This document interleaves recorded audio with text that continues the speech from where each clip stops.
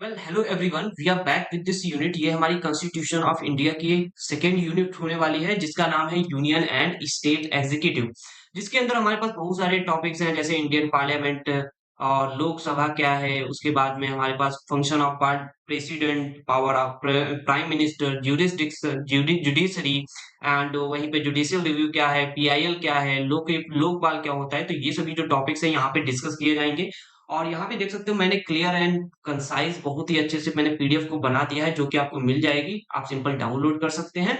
और यहाँ पे जो पीडीएफ है वो आपको अच्छी लगती है तो आप सिंपल क्या कर सकते हैं, लोगों के साथ शेयर कर सकते हैं। और ये वीडियो को भी शेयर कर दें, जिससे क्या हो, उनका भी कुछ न कुछ प्रॉफिट हो पाए। और अगर आपको ये वीडियो पसंद आता है, देन क्या कर सकते हैं, लाइक कर सकते हैं, कमेंट करके हमें बता सकते हैं। और चलिए, without any delay, now let's jump into it.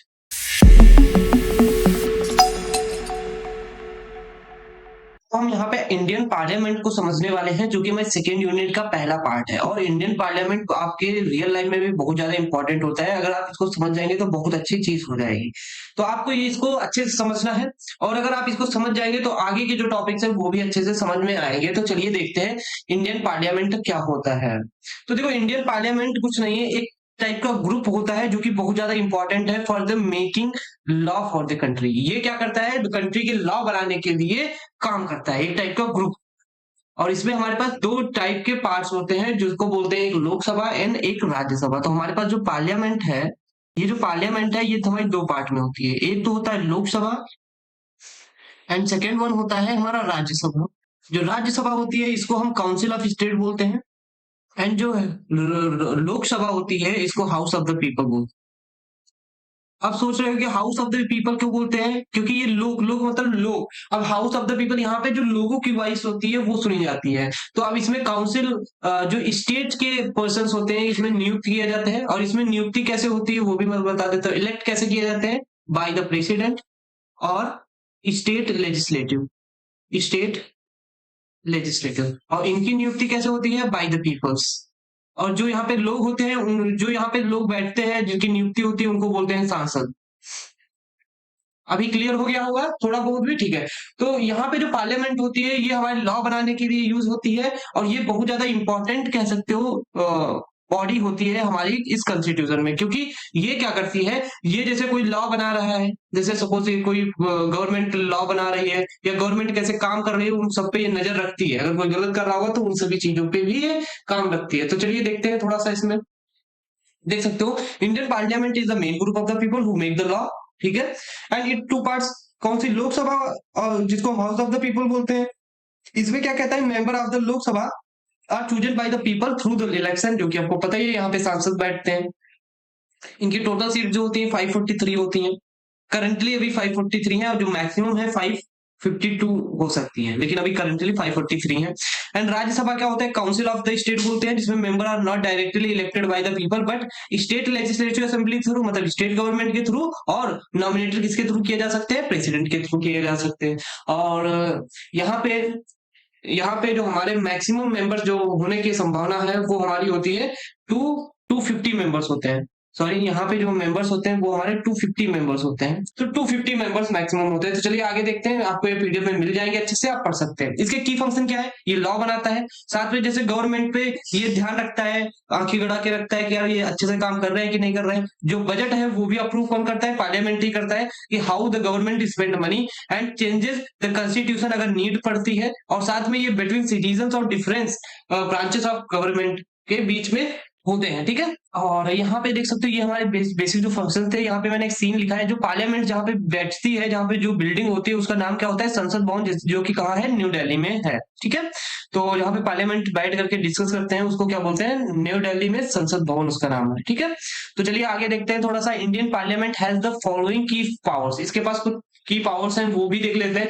पहला है लेजिस्लेटिव पावर। तो लेजिस्लेटिव पावर के अंदर क्या आता है, इसके अंदर लेजिस्लेटिव का मतलब लॉ बनाने के लिए इसके पास कौन कौन सी पावर्स है। ये यूनियन लिस्ट और हमारी कंकरेंट लिस्ट पे ही काम कर सकती है। तो यूनियन लिस्ट और कंकरेंट लिस्ट पहले ही फर्स्ट पार्ट में बताया था, वो आप यहाँ पे देख सकते हैं। यूनियन लिस्ट का मतलब होता है जो पूरे कंट्री पे लगे हैं, और कंकरेंट लिस्ट जो स्टेट और कंट्री दोनों पे लगे हैं। और जो स्टेट लिस्ट होती है, जिसमें जो लॉ बनते हैं वो सिर्फ स्टेट पे लगते हैं। ठीक है। तो ये आप अगर पिछली यूनिट डाउनलोड करेंगे तो वहां से आप पढ़ सकते हैं। एंड यहाँ पे देख सकते हो मेरे पास है सेकंड पॉइंट एग्जीक्यूटिव पावर्स। तो एग्जीक्यूटिव पावर क्या कहता है, parliament control the executive by the questioning ministers. अब जैसे वहां पे बहुत सारे मिनिस्टर्स होते हैं, बहुत सारे सांसद होते हैं, तो उनको क्वेश्चन करके उनसे उनको कंट्रोल करती रहती है। अगर ऐसा नहीं है कि जो मन में आए वो करे। और यहाँ पे नो कॉन्फिडेंस मोशन भी पास कर सकती है। तो मैं यहाँ पे एक्सप्लेन करना चाहूंगा कि नो कॉन्फिडेंस मोशन क्या होता है। तो नो कॉन्फिडेंस मोशन कुछ नहीं है। यहाँ पे जैसे सपोज पीएम है, पीएम के पास क्या होगी, मेजोरिटी होगी। और जो अगेंस्ट होगी, मतलब जो अगेंस्ट सरकार होती है, उसके पास क्या होती है, माइनॉरिटी होती है। लेकिन जो मेजोरिटी यहाँ पे सीट्स हैं सांसद की, वो पीएम के पास है। लेकिन हो सकता है कुछ सीट्स यहाँ पे चली जाए।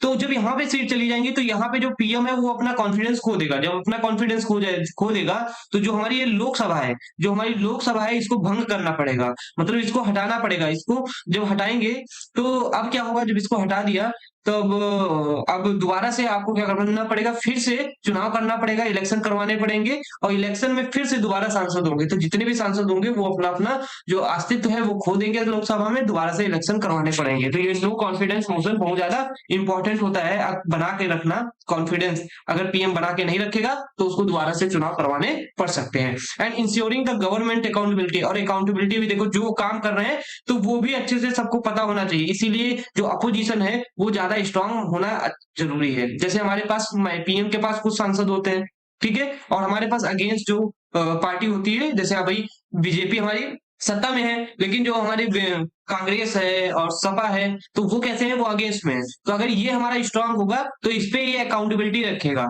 कि यार मतलब ये काम क्या कर रहे हैं, हर चीज पूछताछ रहेगी। तो इससे ये उनका होगा, ये अपने मन का नहीं कर पाएंगे, क्योंकि ये यहाँ पे अगेंस्ट भी बहुत ज्यादा है। अगर यहाँ पे कोई काम करेगा तो कुछ सांसद यहाँ पे आ जाएंगे, तो दोबारा से वोटिंग होगी। इसीलिए पीएम कुछ ना कुछ ऐसा नहीं करेंगे। लेकिन जब ज्यादा पार्टी यहाँ पे स्ट्रांग होती है पीएम की, तो यहाँ पे उनका जो मन आएगा वो करेंगे। तो ये जो इंपॉर्टेंट चीज हो जाती है। वहीं पे सेकंड थर्ड हो चुका है। थर्ड पॉइंट क्या है, फाइनेंशियल पावर्स में देख सकते हो क्या इसके अंदर आता है, it controls the government spending और अप्रूव्स द एनुअल बजट। कैसे एनुअल बजट अप्रूव होगा, कैसे स्पेंडिंग होगी, तो उन सभी चीजों पे भी ये ध्यान रखते हैं। नेक्स्ट पॉइंट है कंस्टिट्यूशनल पावर। कंस्टिट्यूशनल पावर का मतलब क्या है कि parliament can amend the constitution and change the state boundary and create और मर्ज स्टेट। तो यहाँ पे जो पार्लियामेंट है उसके पास कौन कौन सी पावर होती है, वो जो स्टेट की बाउंड्रीज होती है, जैसे हमारी स्टेट्स हैं, तो स्टेट की बाउंड्रीज हैं, जैसे एक ये स्टेट है, एक दूसरी ये स्टेट है, दोनों एक दूसरे से जुड़ी है, तो ये वाली स्टेट की बाउंड्री को भी चेंज कर सकता है, और इन दोनों को मर्ज भी कर सकता है, और दूसरे के साथ में और क्या कर सकता है, क्रिएट भी कर सकता है। हो सकता है दूसरा स्टेट भी बना दे ना। तो ये सभी चीजें। एंड जुडिशियल पावर्स भी होती हैं। It can impeach the president. अगर प्रेसिडेंट कोई भी गड़बड़ करता है अपने पोजीशन पे, तो उसको भी सजा मिल सकती है, हटाया जा सकता है, रिमूव किया जा सकता है जज को, अगर कोई गलती करता है। और अगर कोई अगर गलत काम करता है उस पोजीशन में बैठे हुए, तो उसको पनिश करने की भी सजा यहाँ पे दे सकता है। इलेक्टोरल पावर कौन कौन सी होती है, member of the parliament help elect the president and vice president. सोचो जो हमारे प्रेसिडेंट होते हैं और जो हमारा वाइस प्रेसिडेंट होता है, वो किसके थ्रू होता है, वो हमारा इलेक्टोरल पावर मतलब किसकी होती है, पार्लियामेंट की। पार्लियामेंट के थ्रू होते हैं। जो मेंबर ऑफ पार्लियामेंट है, वो जिसके पास ज्यादा वोटिंग जाएगी वही हमारा यहाँ पे प्रेसिडेंट और वाइस प्रेसिडेंट बनेगा। एंड नेक्स्ट क्या है, emergency power. So parliament approve the declaration of national emergency, president rule और फाइनेंस इमरजेंसी।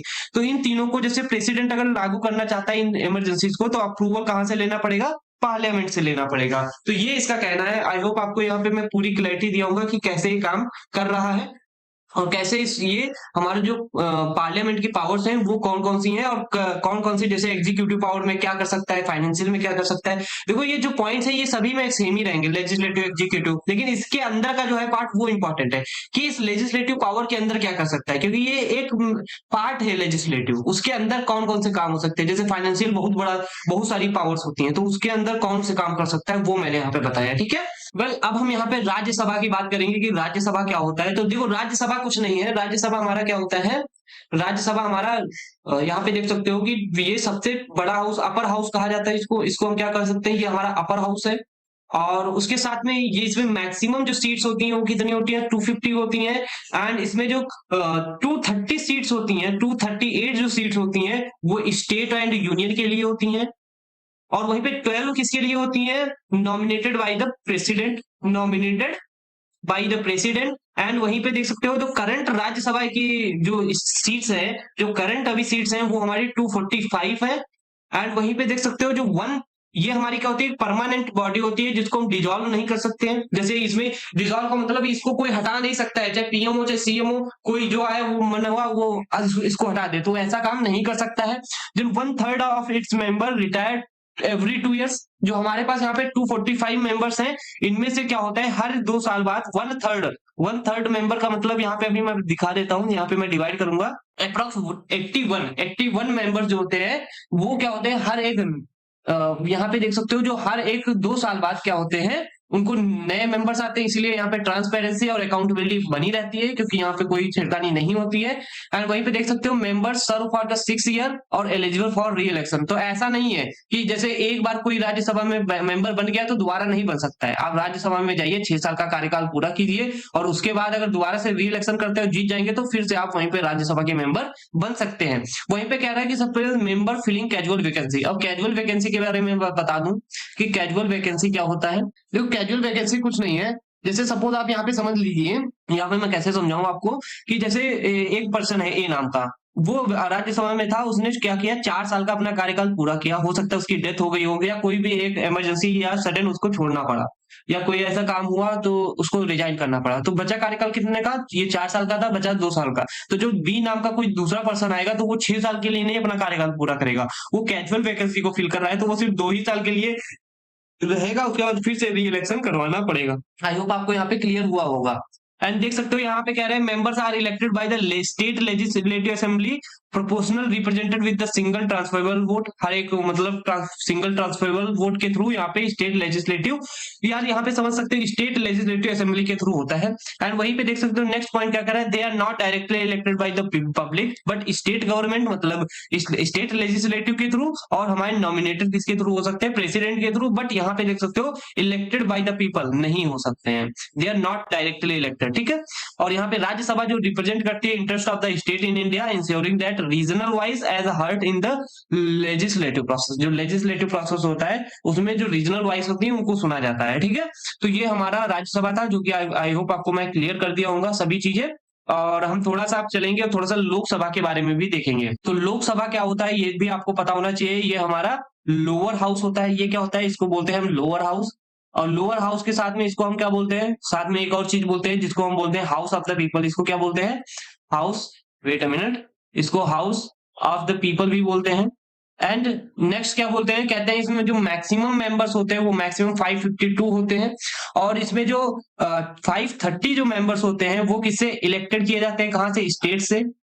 अब देखो यहाँ पे जो स्टेट से इलेक्ट किए जाते हैं तो यहाँ पे 530 है, तो ये हर एक स्टेट में, जैसे हर एक स्टेट में डिस्ट्रिक्ट होता है, डिस्ट्रिक्ट में से भी बहुत सारे डिस्ट्रिक्ट में 1 या 2 सांसद बनाए जाते हैं, या हो सकता है कहीं 4-4 भी बनाए जाते हैं। तो ऐसे मतलब एक रीजनल के हिसाब से यहाँ पे जो हमारे सांसद चुने जाते हैं। और जो 20 जो होते हैं, 530 तो ये स्टेट से हो गए, और 20 कहाँ से हो जाते हैं, ये यूनियन टेरिटरीज से हो जाते हैं जो स्टेट नहीं है।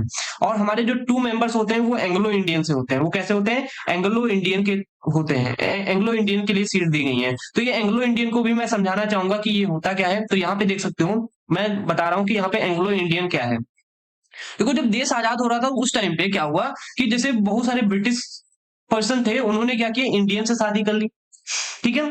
तो ये भाई मैरिड किससे हो गया, इंडियन से। और कुछ इंडियन थे और वो किससे, ब्रिटिशर्स और लड़कियों से शादी कर लिए। तो यहाँ पे देखो क्या होता है, एंग्लो इंडियन का मतलब है कि एक या तो जो मतलब हस्बैंड ब्रिटिश वाला हो, या फिर इंडियन हो, या फिर मेल इंडियन, या जो हस्बैंड इंडियन हो और वो जो फीमेल है इंडियन हो या ब्रिटिश हो, मतलब दोनों में से एक मेल हो, वो कैसा हो, ब्रिटिशर हो, और जो दूसरा है वो हमारा इंडियन होना चाहिए, तो उसको हम क्या बोलेंगे, एंग्लो इंडियन बोलेंगे। तो इसका कहने का ये मतलब, तो उस टाइम पे ना, तो अब ये ना जा सकते थे बाहर ब्रिटिश में, क्योंकि वो पता ही नहीं चल रहा था कौन ब्रिटिश का है कौन इंडियन का, तो उनको वहीं पे रखा गया। तो इनके लिए भी सीट यहाँ पे अलॉट की गई, बट ऐसा अब इस टाइम पे नहीं है, क्योंकि अब उनको लगता है कि यहाँ पे जो चीज थी वो खत्म हो चुकी है। तो इसीलिए उन्होंने क्या किया कि जो ये 2 नॉमिनेटेड सीट थी उन्होंने इंडियन कमिटी की, तो उनको through this provision is currently not in use, अब इस टाइम पे नहीं यूज होता है। बट यहाँ पे जो करंटली स्टेट्स हैं वो हमारी कितनी होती है, 543 मेंबर्स होते हैं। and member are directly elected by the people of the through Indian general election held for the every 5 years। तो यहाँ पे हर एक 5 साल के बाद यहाँ पे मेंबर्स का चुनाव होता है, तो इसमें सांसद होते हैं। और Lok Sabha can be dissolve bye the president, अगर चाहते हैं कि लोकसभा को डिसॉल्व करना प्रेसिडेंट, तो उसको डिसॉल्व कर सकते हैं। और किसकी एडवाइस पे? प्राइम मिनिस्टर की एडवाइस पे। और जब यहाँ पे डिसॉल्व हो जाएगी तो वो लीड करेगा, क्या करेगा? न्यू इलेक्शन, दोबारा से आपको इलेक्शन करवाना पड़ेगा। And it plays a crucial role in the law making and controlling finance and holding the government accountability, ये अकाउंटेबिलिटी को भी होल्ड करता है। तो आई होप आपको यहाँ पे समझ में आया होगा। एंड नेक्स्ट देख सकते हो, Lok Sabha is provided over by the speaker. देखो आपको मैं बता दूं कि जैसे यहाँ पे बहुत सारे लोकसभा की आप जब फोटो डालेंगे तो यहाँ पे बहुत सारे मेंबर्स बैठे होते हैं, और यहाँ पे एक स्पीकर, मतलब जो उनको सुन रहा होता है, जो उनको जो हमारी पार्लियामेंट के जो लोकसभा को चलाता है, जिससे क्या हो कि यहाँ पे हाउस जो है स्मूथली चल पाए और मेंटेन कर पाए ऑर्डर को। तो मैं यहाँ पे आपको क्या करूंगा, अभी अगर होगा तो मैं फोटो यहाँ पे लगा दूंगा कि कौन स्पीकर होता है। ठीक है, आप यहाँ पे सिंपल भी सर्च कर सकते हैं स्पीकर इन द लोकसभा, तो आपको वहां पे सर्च हो जाएगा। So Lok Sabha represent the voice of the people and is essential in shaping the laws and policy of the country. तो ये बहुत ज्यादा इंपॉर्टेंट हो जाता है, लॉ को शेप करना एंड पॉलिसी को भी शेप करना। तो यहाँ पे देखना, जो हमारा बिल है वो बिल कहाँ पे अप्रूव किया जाता है, तो वो अप्रूव बिल किया जाता है वो हमारा लोकसभा में किया जाता है, ये आप ध्यान रखिए। ठीक है, तो यहाँ पे हम सीन की भी बात करते हैं। देखो scene, the Lok Sabha has the greater power specially regarding in the financial matter and government accountability. जो गवर्नमेंट की अकाउंटेबिलिटी है और फाइनेंशियल मैटर्स पे बहुत ज्यादा इंपॉर्टेंट हो जाती है, as its member are directly elected by the people. But Rajya Sabha act as a stabilising force, ये स्टेबलाइजिंग फोर्स के थ्रू काम करती है, तो कह सकते हैं स्टेबलाइजिंग फोर्स है। And represent the states and ensuring that their interest are considered in the national legislation and it has the power of to propose laws and participate in the key decision but can not initiate the money bill. तो ये money bill को initiate नहीं कर सकती है, तो ये ध्यान रखना। ठीक है, तो आई होप आपको यहाँ पे मैं सभी चीजें क्लियर कर दिया होगा जो हमारी रिलेटेड थी इंडियन पार्लियामेंट से और राज्यसभा और लोकसभा से। ठीक है, तो अगर आप इतना पढ़ के जाएंगे तो आपको कोई भी ऐसा क्वेश्चन नहीं होगा जो आपको समझ में ना आए। बस आपको क्या करना है, पीडीएफ को डाउनलोड कर लेना है, जो कि एग्जाम के टाइम पे 2-3 बार रिवाइज कर लेंगे एंड बहुत ज्यादा इनफ हो जाएगा ना। जो हमारा नेक्स्ट टॉपिक है इस यूनिट में वो है हमारा पावर ऑफ प्रेसिडेंट, की प्रेसिडेंट्स की जो पावर्स हैं वो क्या क्या होती है, उनको भी हम यहाँ पे देखने वाले हैं। तो चलिए हम यहाँ पे देखते हैं कि पावर ऑफ प्रेसिडेंट क्या होती है। सबसे पहली पावर होती है उनके पास एग्जीक्यूटिव पावर। तो एग्जीक्यूटिव पावर के अंदर कौन, मतलब क्या पावर होती है, क्या लिमिट्स हैं, वो हम यहाँ पे देखते हैं। ये एग्जीक्यूटिव पावर के अंदर क्या कर सकता है, ये कर सकता है appoint the prime minister and other ministers. जैसे हमारे पास रेल मंत्री है और भी एजुकेशन मिनिस्टर है, तो इनमें ये अपॉइंट करने में मदद करता है। और प्राइम मिनिस्टर को भी यही क्या करता है, ये जो प्राइम मिनिस्टर होते हैं पीएम जी, उनको भी ये अपॉइंट करते हैं। ठीक है, और वो कैसे करते हैं, बेस्ड ऑन द संसद, बेस्ड ऑन द संसद मेंबर्स। जो संसद में लोग होते हैं और उन्हीं को, जो सांसद होते हैं ना, उन्हीं को हम बोलते हैं, उन्हीं के हिसाब से ये काम करते हैं। सेकेंड पॉइंट क्या कह रहा है, अपॉइंट द गवर्नर्स। ये गवर्नर्स को भी करते हैं, अटॉर्नी जनरल को, और भी बहुत सारे की ऑफिशियल वो करते हैं। ठीक है, तो ये हमारा बहुत बड़ा इंपॉर्टेंट रोल प्ले करते हैं प्रेसिडेंट। ठीक है, तो नेक्स्ट देख सकते हो यहाँ पे पॉइंट है लेजिस्लेटिव पावर। तो लेजिस्लेटिव पावर में क्या होता है, ये समन्स एंड प्रोरोग्यूस पार्लियामेंट सेशन। इसका कहने का मतलब है कि ये बुला भी सकते हैं, मतलब बुला भी सकते हैं, और साथ में स्थगित भी कर सकते हैं। क्या कर सकते हैं, स्थगित कर सकते हैं, मतलब हटा भी सकते हैं पार्लियामेंट की बैठक। तो ये यहाँ पे इंपॉर्टेंट है कि अगर जब मन हुआ तो पार्लियामेंट को बुला भी सकते हैं डिस्कस करने के लिए, जब मन हुआ तो चलती हुई पार्लियामेंट को क्या स्थगित भी कर सकते हैं। ठीक है, और साथ में और क्या कर सकते हैं, कैन डिसॉल्व द लोकसभा, और लोकसभा को डिसॉल्व भी कर सकते हैं। जो हमारी लोकसभा होती है उसको डिसॉल्व करने का मतलब उसको भंग कर सकते हैं। क्या कर सकते हैं, भंग कर सकते हैं, और उसका कार्यकाल नष्ट हो जाएगा, दोबारा से चुनाव लड़े जाएंगे, फिर से जो सांसद होगा वो अपना जो कार्यकाल है वो उसका एंड हो जाएगा, दोबारा से उसको लड़ना होगा फॉर अचीविंग सेम पोजीशन। फिर से उसको वही पोजीशन पे आने के लिए दोबारा से चुनाव लड़ना पड़ेगा अगर एक बार लोकसभा भंग हो जाती है। तो नेक्स्ट पॉइंट क्या है, देख सकते हो, address parliament and give, address करता है पार्लियामेंट, पार्लियामेंट को भी देख रेख करता है, और साथ में give assent to the bill, और जो बिल है बिल को मंजूरी देता है। पार्लियामेंट और एग्जीक्यूटिव, जो मेंबर ऑफ पार्लियामेंट लेजिस्लेटिव होते हैं, बिल को पारित करते हैं, मतलब बनाते हैं। तो जो हमारा प्रेसिडेंट होता है वो एसेंट करता है, मतलब मंजूरी देता है बिल को कि हाँ ये लगा सकते हो। और साथ में ये क्या कर सकते हैं, नॉन रिटर्न बिल पास कर सकता है। तो यहाँ पे मैं आपको बताना चाहूंगा, एक होता है मनी बिल, एक होता है नॉन मनी बिल। एक होता है मनी बिल, एक होता है नॉन मनी बिल। तो मैं दोनों को क्लियर कर देता हूँ। देखो जो नॉन मनी बिल होता है, इसमें क्या होता है, जो टैक्सेस और टैक्सेस वाले जो बिल्स होते हैं, जो कर वाले बिल हो वो ना हो, उनको हम बोलेंगे नॉन मनी बिल। और जिसमें टैक्स और ये सभी चीजें लगी होती है उनको बोलते हैं मनी बिल। तो जो टैक्स वाली चीजें नहीं होंगी वो सभी मनी बिल पास कर सकता है या बता सकता है, या खुद पार्लियामेंट को सजेस्ट कर सकता है, बट मनी बिल को सजेस्ट नहीं कर सकता प्रेसिडेंट, ये ध्यान रखना, ठीक है। और वहीं पे क्या करना है, यहाँ पे issues ordinance when the parliament is not in session. जैसे सपोज कि संसद भंग हो चुकी हो सकता है, 5 इयर्स का काम हो चुका है और उसके बाद में अभी चुनाव लड़े ही जा रहे हैं, कोई पीएम नहीं है, कोई अभी सांसद नहीं है, तो वहां पे जो ऑर्डिनेंस में, ऑर्डिनेंस मतलब यहाँ पे अध्यादेश लागू कर सकता है। जब कोई सेशन में नहीं है तो प्रेसिडेंट उसका कंट्रोल ले लेता है। तो ये हो गया। एंड नेक्स्ट देख सकते हो, नेक्स्ट पावर कौन सी है, देखो मैंने बताया दो। एक तो एग्जीक्यूटिव पावर्स बता दी, एग्जीक्यूटिव पावर्स के अंदर कौन कौन है, लेजिस्लेटिव पावर के अंदर कौन कौन है। अब हम डिस्कस करेंगे कि जुडिशियल पावर के अंदर क्या क्या है इनके पास, है कि नहीं। तो यहाँ पे देख सकते हो जुडिशियल पावर के अंदर ग्रांट एंड पार्डन्स, मतलब क्षमा दे सकते हैं। जैसे कोई मंत्री है या कोई लोग है जिनको मृत्यु काल दे दिया गया, मतलब जिनको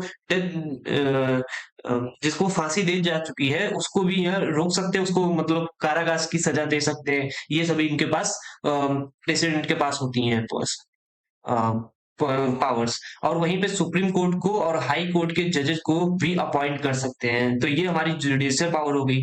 फाइनेंशियल पावर में money bill can not be introduce without the president recommendation. जब तक प्रेसिडेंट से रिकमेंडेशन नहीं लोगे तब तक मनी बिल को पास नहीं कर सकते। बट नॉन मनी बिल को प्रेसिडेंट भी सजेस्ट कर सकता है। And present the budget to the parliament. जो हमारा बजट है वो पार्लियामेंट को कौन प्रेजेंट प्रेजेंट करता है, वो भी हमारा प्रेसिडेंट ही करता है। तो ये सभी मैंने पॉइंट्स आपको पीडीएफ में दिए हैं, क्रिस्टल एंड क्लियर, वो आपको मिल जाएंगे। And military powers, the supreme commander of the arm force. जो हमारी आर्म फोर्स होती है उसके सुप्रीम कमांडर हमारे प्रेसिडेंट होते हैं। कैन डिक्लेयर द वॉर, और कंक्लूड मतलब वॉर को डिक्लेयर भी कर सकते हैं और रोक भी सकते हैं, लेकिन वहां पे पार्लियामेंट्री का अप्रूवल लेना पड़ेगा। एंड नेक्स्ट कह रहा है कि डिप्लोमेटिक पावर। डिप्लोमेटिक पावर का मतलब represent the India internationally and appoint the ambassador. उसके एम्बेसडर भी बना सकते हैं, रिप्रेजेंट कर सकते हैं इंटरनेशनली। तो यहाँ पे ये सभी चीजें क्लियर हो गई होंगी। तो हम थोड़ा सा एक सीन पढ़ने वाले हैं। तो सीन में क्या कह रहे हैं, when president can dissolve the Lok Sabha, कब डिसॉल्व कर सकता है। तो सबसे पहले बात, जब 5 ईयर का टर्म कंप्लीट हो गया तब डिसॉल्व हो जाती है, वो तो ऑटोमेटिक हो जाएगी। और loss of the majority in the Lok Sabha, जैसे पीएम के पास मेजोरिटी सीट्स होती है, मतलब जितनी होंगी उससे 543 है, उसमें से आधी सीट इनके पास, आधी से ज्यादा होनी चाहिए। और अगेंस्ट जो है उसके पास कुछ सीट होनी, मतलब कम होंगी। लेकिन हो सकता है कुछ सीटें यहाँ से चली गई, यहाँ पे आ गई, मतलब सांसद यहाँ पे चले गए, तो अब इनके पास मेजोरिटी बची नहीं। तो ये क्या करेंगे, ये कॉन्फिडेंस खो देंगे। जब कॉन्फिडेंस खो देंगे तो दोबारा से चुनाव होगा, और ये जो सांसद सांसद बने थे तो दोबारा से यहाँ पे चुनाव होगा, और दोबारा से सांसद बनेंगे, दोबारा से ही क्या होगा, प्राइम मिनिस्टर घोषित किया जाएगा। And recommendation by the prime minister. अगर प्राइम मिनिस्टर चाहता है, पीएम चाहते हैं कि हम दोबारा से चुनाव लड़े, और दोबारा से वो चाहता है कि मेंबर ऑफ पार्लियामेंट बने जाके, तो वो दोबारा से भी चुनाव करवा सकता है। एंड नेक्स्ट क्या है, political instability of emergency situation. जो पॉलिटिकल इमरजेंसी होती है और या इनस्टेबिलिटी है, तो वहां पे भी कर सकते हैं। जैसे कोई इमरजेंसी सिचुएशन आई तो वहां पे भी लोकसभा को भंग किया जा सकता है। तो ये हमारे कुछ पॉइंट्स है जो कि मैंने आपको दे दिए, आप अच्छे से पढ़ पाएंगे। तो अब थोड़ा सा हम यहाँ पे पढ़ने वाले हैं कि फंक्शन कौन कौन से होते हैं प्रेसिडेंट के। तो सेरेमोनियल रोल, मतलब औपचारिक, इसको सेरेमोनियल का मतलब होता है औपचारिक। तो औपचारिक रोल ये निभाता है इंडिया में, जैसे represent the national unity and participate in the state events. And key appointments कौन कौन सी जैसे करता है, appoint the member of the constitutional bodies like election commission. Election commission जैसे के जो मेंबर्स होते हैं उनको भी यही चूज करता है। And protection of the constitution, ensure the law comply with the constitution. जो हमारे लॉज हैं वो मेल खाए हमारे कॉन्स्टिट्यूशन से, ठीक है। तो इसलिए कॉन्स्टिट्यूशन को भी यहाँ पे प्रोटेक्ट करता है। एंड नेक्स्ट क्या है, emergency powers. So can declare national, state and financial emergency. ये सभी इमरजेंसीज को डिक्लेयर कर सकता है, बट यहाँ पे मंजूरी किसकी लेनी पड़ेगी, पार्लियामेंट की। जो पार्लियामेंट में मेंबर ऑफ पार्लियामेंट हैं उनकी मंजूरी लेनी पड़ेगी, तो ये इमरजेंसी को लागू कर सकते हैं। एंड कॉन्स्टिट्यूशनल रूल क्या होता है, act the advice of the prime minister and the council of the minister in the most matter. जैसे कि कोई भी जो प्रेसिडेंट होता है, जो प्रेसिडेंट है वो कोई भी खुद से काम नहीं कर सकता है, उनको एडवाइस लेनी पड़ती है मोस्ट ऑफ द केस में, किससे, पीएम से, या फिर जैसे जो कोई एजुकेशन पे काम करना है तो एजुकेशन मिनिस्टर से क्या करना पड़ेगा, अनुमति लेनी पड़ेगी। तो बस यही इसका कहने का मतलब है। तो यहाँ पे एक और सीन मैंने लिखा है, वो भी देख सकते हो। The president of the India has the most ceremonial role with the limited power and acting on the advice of the prime minister. मतलब ये कह सकते हो एक टाइप से ये काम करते हैं एडवाइस की तरह से प्राइम मिनिस्टर के साथ। बट वहीं पे जो इंडिया की बात की, अगर यूएस प्रेसिडेंट की बात करी जाए, has an substantial power as both of the head of the state and government. मतलब हेड ऑफ द स्टेट और गवर्नमेंट दोनों की पावर यूएस प्रेसिडेंट के पास होती है, with the significantly autonomy in the executive and military decision. जो मतलब जो मंत्रिपरिषद होता है, जो मिलिट्री के डिसीजन है, वो सभी यूएस का प्रेसिडेंट ही लेता है। तो इन कंपेयर टू इंडिया के प्रेसिडेंट से ज्यादा पावर होती है यूएस के प्रेसिडेंट के पास, ठीक है। अब हम यहाँ पे क्या करेंगे, जो पावर्स हैं प्राइम मिनिस्टर की देखेंगे कि अभी मैंने प्रेसिडेंट की बताई कि कौन कौन सी पावर्स होती हैं, जो कि यहाँ पे क्लियर भी हो गया होगा और नोट्स में आपको अच्छे से मिल जाएगा। अब हम पावर्स देखेंगे प्राइम मिनिस्टर्स की क्या होती हैं। देखो एग्जीक्यूटिव के अंदर देखा था मैंने प्रेसिडेंट की कि वो क्या कर सकता है, वो अपना अपना यहाँ पे देख सकते हो, मैं फिर से दिखा देता हूँ कि वो क्या कर सकता है एग्जीक्यूटिव पावर्स में। यहाँ पे अपॉइंट कर सकता है प्राइम मिनिस्टर को, अदर मिनिस्टर को, गवर्नर को अपॉइंट कर सकता है, अटॉर्नी जनरल को कर सकता है, और भी बहुत सारे काम करता है, ठीक है। लेकिन यहाँ पे जो पीएम है वो एग्जीक्यूटिव पावर में क्या करता है, देखो अपॉइंट एंड रिमूव कर सकता है मिनिस्टर्स को। अगर जैसे जो मिनिस्टर है उनको अपॉइंट भी कर सकता है, रिमूव भी कर सकता है। जैसे हमारे पास कौन से हो गए, एजुकेशन मिनिस्टर हो गए, ठीक है। ऐसे ही हमारे पास रेल मंत्री हो गए, ठीक है। और ऐसे बहुत सारे मिनिस्टर्स है ना, तो उनको अपॉइंट भी कर सकता है और उनको हटा भी सकता है। एंड वहीं पे overseas the functioning of the council of the minister. जो फंक्शनिंग होती है काउंसिल ऑफ मिनिस्टर्स की, वो भी यही क्या करते हैं, देखते हैं, देख रेख करते हैं। एंड वहीं पे क्या करते हैं, make decisions on the administration and governance of the country. जो गवर्नेंस है, मतलब सिंपल कह सकते हो, ये एक मेन बॉडी होती है हमारी कंट्री की, जो कि गवर्न करती है और डिसीजन करती है कोई भी एडमिनिस्ट्रेशन पे डिसीजन लेने के लिए। वहीं पे देख सकते हो नेक्स्ट क्या है, लेजिस्लेटिव पावर। लेजिस्लेटिव पावर मतलब समन्स एंड प्रोरोग्यूस पार्लियामेंट सेशंस। तो यहाँ पे ध्यान देना, जो हमारा संसद भवन होता है, संसद भवन मतलब पार्लियामेंट, जो हमारा पार्लियामेंट होता है, ये क्या होता है, ये इसकी जो मेन बॉडी है, इसकी जो मेन बॉडी है उसमें कौन कौन बैठा है, उसमें बैठा है प्रेसिडेंट।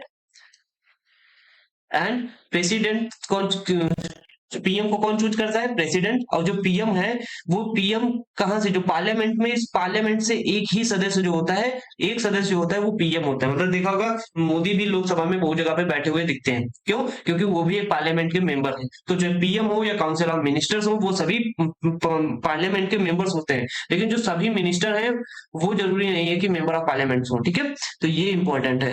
तो सॉरी, जो सभी पार्लियामेंट के पार्लियामेंट में है मेंबर ऑफ पार्लियामेंट, वो सभी जरूरी नहीं मिनिस्टर, मतलब कुछ ही मिनिस्टर बनाए जाते हैं, ठीक है।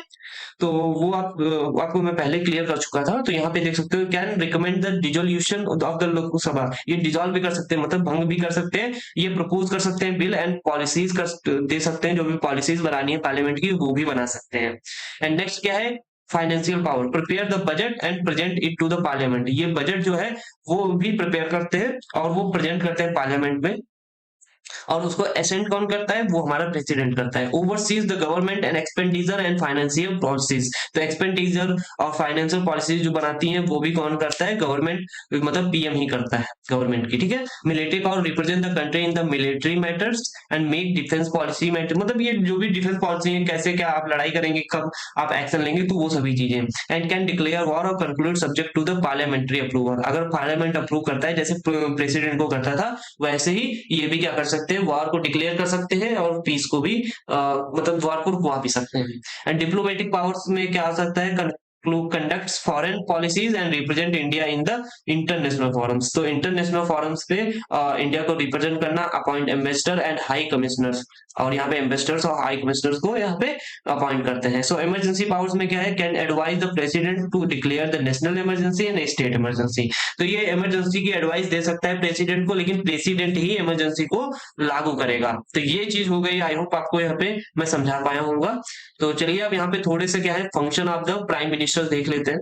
तो सबसे पहले है लीडर ऑफ द गवर्नमेंट। ये हमारा लीडर होता है गवर्नमेंट का, मतलब काउंसिल ऑफ मिनिस्टर्स होते हैं, कोऑर्डिनेट्स गवर्नमेंट एक्टिविटीज, उनका लीड करते हैं, and serve as a link between the president and cabinet.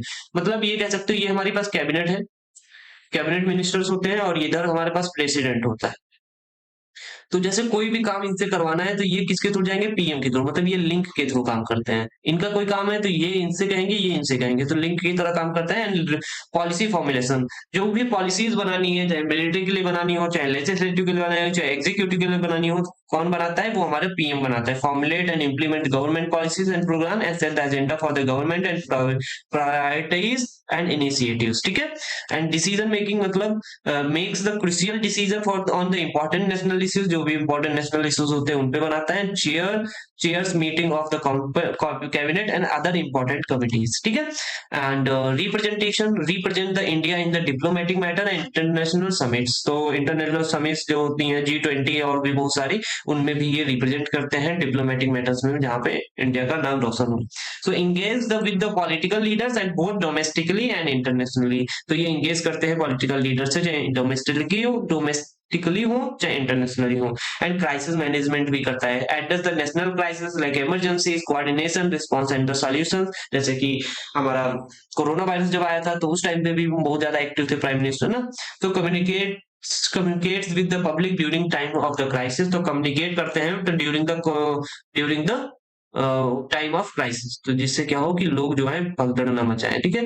तो ये हमारे प्राइम मिनिस्टर्स के भी हमारे यहाँ पे पावर्स और उनके फंक्शन थे, जो कि मैंने यहाँ पे क्लियर किया। अब थोड़ा सा हम यहाँ पे देखेंगे कि जुडिशरी क्या होता है। तो देखो, judiciary is an essential component of the democratic system, serve as uphold justice and protect rights and ensure the laws are fairly applied. मतलब यहाँ पे ग्रुप ऑफ जब जजेस होते हैं, या कह सकते हो जहाँ पे डिसीजन लिए जाते हैं, जहाँ पे डिसीजन लिए जाते हैं, जहाँ पे न्यायपालिका होती है, उसी को हम क्या बोलते हैं, जुडिशरी बोलते हैं। ये एक हमारा मेन कंपोनेंट होता है किसका, किसका होता है, ये हमारे पावर्स का हो सकता है या कॉन्स्टिट्यूशन का, क्योंकि मैंने बताया था जो हमारी पावर्स हैं वो 3 पार्ट्स में डिवाइड होती है, एग्जीक्यूटिव, लेजिस्लेटिव एंड जुडिशरी। तो अब हम सब लोग एग्जीक्यूटिव को पढ़ चुके हैं, लेजिस्लेटिव को पढ़ने वाले हैं। तो जिसमें जो हमारे लॉज हैं फेयरली अप्लाइड हो रहे हैं कि नहीं हो रहे हैं। जैसे लेजिस्लेटिव क्या बनाता है, बिल बनाता है, इसको देख रेख कौन करता है, एग्जीक्यूटिव। इनके बस चलेगा तो ये क्या करेंगे, जो मना है वो बना दिए। लेकिन जुडिशरी क्या करेगा, इनको रिव्यू करेगा और अगर सही है तो वो लगाएगा, अगर नहीं लगाएगा अदरवाइज नहीं लगाएगा। क्यों, क्योंकि नहीं तो कॉन्स्टिट्यूशन का फॉलो नहीं करेंगे, तो इसलिए ये इंपॉर्टेंट हो जाता है। It is independence and impartiality are crucial for the maintaining public confidence in the legal system and overall health of the democracy। अगर ये जो होता है ये इंडिपेंडेंट होता है, किसी का इसमें जोर दबाव नहीं होता है। अगर यही जोर दबाव पे आ जाएगा तो फिर इसकी जो पावर्स हैं, जो लीगल सिस्टम है, वो नष्ट हो जाएंगे। और यहाँ पे जो आप देख रहे होंगे कि मतलब फिर यहाँ पे डेमोक्रेटिक कंट्री नहीं बचेगी, ठीक है। तो इसलिए हमारी जुडिशरी बहुत ज्यादा इंपॉर्टेंट हो जाती है। So function of the judiciary in India, जैसे प्रोवाइड जस्टिस, हम इसके बारे में अंदर नहीं लिखे, आप खुद से भी लिख सकते हैं, क्योंकि बार बार वही पॉइंट्स आ रहे हैं। And protect rights, federal role, advisory functions, interprets law making role, guardian of the constitution and judicial administration and conduct inquiries. तो ये देखो, सबसे एक एक 1 बाय 1 पढ़ लेते हैं। सबसे पहले कह रहा है कि प्रोवाइड जस्टिस, ये जस्टिस प्रोवाइड करता है। वेट अ मिनट, ये क्या करता है, जस्टिस को प्रोवाइड करता है। एंड देखो, कोई भी अगर आया तो उसको जिस, चाहे छोटा हो चाहे अमीर हो चाहे गरीब हो, उसको जस्टिस प्रोवाइड करेंगे। लॉज को इंटरप्रेट कर सकते हैं। एंड लॉ मेकिंग रूल्स, जैसे लॉ को बनाने के रोल, लॉ बनाने में एक रोल इंपॉर्टेंट प्ले करते हैं। And guardian of the constitution, ये एक कॉन्स्टिट्यूशन का इंपॉर्टेंट बॉडी है, जो कि गार्जियन कह सकते हो ना, जो इंपॉर्टेंट चीज होती है, वो मेन रोल होता है जिसका। एंड प्रोटेक्ट राइट्स, जो भी राइट्स हैं इंडिविजुअल ह्यूमंस के, उनको भी प्रोटेक्ट करता है। एंड फेडरल रूल्स, जो भी रूल है उनको भी, मतलब जो स्टेट और हमारी नेशनल गवर्नमेंट के होते हैं, उनको भी ये मेन क्या करता है, कवर करता है और उनको भी बचा के रखता है। एंड जुडिशियल एडमिनिस्ट्रेशन, जो भी जुडिशियल के एडमिनिस्ट्रेशन होती है वो भी यहाँ पे देख रेख करता है। एंड कंडक्ट करता है इंक्वायरीज, अगर कोई गलत काम कर रहा है, इम्पीचमेंट किए हैं। एंड एडवाइजरी फंक्शन, ये भी इसके पास एडवाइजरी फंक्शन होता है। मतलब अगर कोई जैसे सलाह लेनी है या कोई किसी को एग्जीक्यूटिव को, लेजिस्लेटिव को, तो उन सभी चीजों पे यहाँ पे ये काम करेगा। तो मैंने यहाँ पे जो पॉइंट्स थे वो मैंने यहाँ पे समझा दिए हैं, और आप इनके अंदर लिख लेंगे। तो मैं ज्यादा इसको डीप में नहीं गया हूँ, और आपको ये पीडीएफ में मिल जाएंगे, तो ज्यादा इसको टेंशन लेने की बात नहीं है। तो जो इम्पोर्टेंट है मैं वो बता देता हूँ। ये हमारा बहुत ज्यादा इंपॉर्टेंट है, independence of the supreme court, ठीक है। यहाँ पे देख सकते हो हमारा जो नेक्स्ट टॉपिक है वो है independence of the supreme court, क्योंकि हमारा सुप्रीम कोर्ट क्यों इंडिपेंडेंस है, कैसे। तो देखो यहाँ पे सबसे पहले बताते हैं पहला पॉइंट है कॉन्स्टिट्यूशनल फाउंडेशन, मतलब जो हमारा कॉन्स्टिट्यूशन है वही हमारी इंडिपेंडेंस देता है किसको, सुप्रीम कोर्ट को, कि वो अपने हिसाब से चल सकता है, जो कि हमारे आर्टिकल 124 से 127 में निहित है। ठीक है, तो हमारा इन कॉन्स्टिट्यूशनल ही हमारा जो सुप्रीम कोर्ट है वो इंडिपेंडेंट है। समझ में आ गया, तो इसलिए ये गारंटीड देता है कि इंडिपेंडेंट रहेगा हमारा सुप्रीम कोर्ट। एंड साथ में जो अपॉइंटमेंट होती है जजेस की, वो किसके थ्रू होती है, वो प्रेसिडेंट के थ्रू होती है, advice of the prime minister और the chief justice, and ensuring the degree of separation from the executive. तो ये यहाँ पे क्या करता है, इंश्योर करता है कि जो हमारी पावर है वो पावर 3 पार्ट में डिवाइड हो। वो तो आपको मैंने बताया था कि एग्जीक्यूटिव में हो, लेजिस्लेटिव में हो और जुडिशरी में हो। जो जुडिशरी हो वो अलग हो इन सबसे, जिससे क्या हो कि अगर ये कोई गलत काम कर रहे हैं तो उनपे ये देख रेख कर पाए। थर्ड पॉइंट क्या है, सिक्योरिटी ऑफ द टेन्योर। सो जजेस can not be removed easily and they can only be impeached through the lengthy process and which protects them from the political pressure। तो इसका कहने का मतलब है कि जो हमारे जजेस होते हैं उनका कार्यकाल कितना होता है, आपको पता होना चाहिए, 60 to 62 ईयर्स होता है। और वो जजेस ऐसे नहीं हटाए जा सकते जब तक उनको उनकी एज रिटायर, जब तक वो रिटायर नहीं होते हैं। तो सोच सकते हो कि कोई यहाँ पे वो नहीं है कि मतलब कंट्रोल नहीं है एग्जीक्यूटिव का, कि अगर वो उनके हिसाब से काम नहीं करेंगे तो उनको हटा देंगे। ये इंडिपेंडेंट होते हैं, वो सिर्फ रिटायर होते हैं। एक और प्रोसेस है जिसका नाम होता है इम्पीचमेंट। क्या होता है, इम्पीचमेंट, जिससे क्या होता है, इनको हटाया जा सकता है। तो यहाँ पे जो इम्पीचमेंट है, इस इम्पीचमेंट का मतलब कोई गलत काम करे उस पोजीशन पे रहते हुए तब। तो देखो जब इम्पीचमेंट होता है तो उसमें बहुत सारे इनको प्रोसेस फॉलो करने पड़ते हैं एग्जीक्यूटिव को, जैसे संसद में जाना, पार्लियामेंट में भी चुनाव वोटिंग करवाना कि उनके कौन खिलाफ है कौन नहीं है, और बहुत सारे प्रोसीजर यहाँ पे फॉलो करने पड़ते हैं, तब जाके इम्पीचमेंट मतलब उनपे जो उन्होंने गुनाह किया है वो उनपे लागू होता है, तब उनको हटाया जा सकता है। लेकिन ये बहुत बड़ा प्रोसेस होता है, तो ये इतना ईजी भी नहीं है। ठीक है, तो पहले मेजोरिटी केस में बहुत सारे जज ऐसा करते भी नहीं, अगर करें तो इम्पीचमेंट प्रोसेस है, और वो भी बहुत बड़ा लेंदी है, जो कि इम्पॉसिबल सा लगता है। ठीक है, तो यहाँ पे ये थर्ड पॉइंट हो गया ना। फोर्थ पॉइंट क्या है, फाइनेंशियल इंडिपेंडेंस भी होती है। Supreme court control the its budget and जजेस salaries as set by the law, ensuring financial security and independence. तो यहाँ पे जो सैलरी है और जो भी इनका बजट होता है सुप्रीम कोर्ट का, वो सब खुद ही मैनेज करते हैं, कोई भी हमारा एग्जीक्यूटिव या लेजिस्लेटिव नहीं मैनेज करता है। इसीलिए ये क्या होते हैं, ये इंडिपेंडेंट होते हैं। और जो कि जो उनकी सैलरी है, ये सभी चीजें कॉन्स्टिट्यूशनली या लॉज के थ्रू यहाँ पे पहले से ही सेट है। तो नेक्स्ट पॉइंट देख सकते हो, judicial review power. Next point क्या कह रहा है, judicial review power, the supreme court can review laws and executive actions acting as a check on the government. मतलब ये समझ सकते हो ना, देख रेख करने वाला है बंदा। ये अगर कोई गलत काम कर रहा होगा तो उसको उठा करके बंद कर देगा, मतलब ये बॉस टाइप का है। यहाँ पे ये सभी देखो बॉस टाइप का है। एक सपोज सॉफ्टवेयर इंजीनियर है, एक अलग टाइप का इंजीनियर है, कुछ वर्कर्स हैं, और उनपे ये जो हमारा बॉस है, ये बॉस इनको देख रहा है, और कोई गलत करेगा तो उसको उठा करके जेल में डाल देगा। तो जहाँ पे जो जज है, ये देखो सुप्रीम कोर्ट, सुप्रीम कोर्ट कैसे लॉ को रिव्यू करता है, एग्जीक्यूटिव के एक्शंस को करता है, और ये गवर्नमेंट को भी चेक करता है। अगर कोई गलत कर रहा होगा, इम्पीचमेंट किया, तो उसको सिंपल सीधे जेल में। तो कंटेम्प्ट पावर क्या होती है, it can punish those who disrespect the code and maintaining its authority।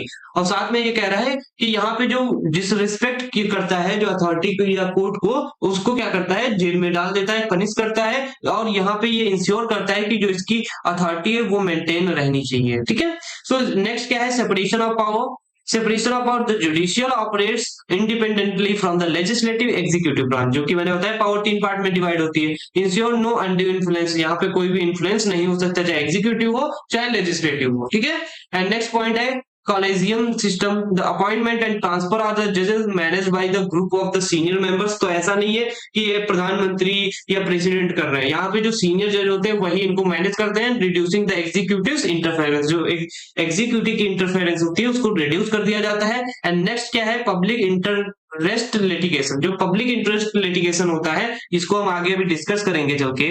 तो इसमें क्या होता है, पब्लिक इंटरेस्ट लिटिगेशन में, जैसे अगर कोई गलत काम कर रहा है, जैसे कोई पॉल्यूशन कर रहा है या किसी पे वायलेंस कर रहा है, जैसे हो सकता है आपने देखा हो कि एक जो हस्बैंड है, ये हस्बैंड क्या करता है, डेली अपनी वाइफ को मार रहा है, जब मारपीट कर रहा है तो क्या कर सकते हो आप, इसमें गलती इसकी नहीं है, इसकी है हस्बैंड की, तो आप क्या कर सकते हो, इसके खिलाफ आप पीएल फाइल कर सकते हो, तो उसको वहां पे देख लेगा, ठीक है, क्योंकि वाइफ नहीं ये हस्बैंड करने नहीं दे रहा है, तो आप जाकर के कर सकते हैं, ठीक है। ऐसे यहाँ पे आप क्या कर सकते हैं, पब्लिक वेलफेयर के लिए यहाँ पे कोर्ट डिसाइड करते हैं और उनको राइट्स और उनको क्या करता है, फ्री इंडिपेंडेंस देता है, ठीक है। So court hears the cases that affect the public and reinforcing act its role as the protector of the rights and justice, ठीक है। तो ये अभी आगे चलेंगे तो ये पूरा हम समझेंगे पीएल के बारे में, तो आप यहाँ पे समझ लीजिए कि ये सभी जो पॉइंट्स है वो मैंने यहाँ पे आपको समझाए। सो नेक्स्ट पॉइंट देख सकते हो क्या है, अपॉइंटमेंट ऑफ द जजेस इन द इंडियन जुडिशरी, कि कैसे हमारी इंडियन जुडिशरी में अपॉइंटमेंट होती है। तो हमारे पास दो टाइप के कोर्ट होते हैं, एक सुप्रीम कोर्ट होता है, एक हाई कोर्ट होता है।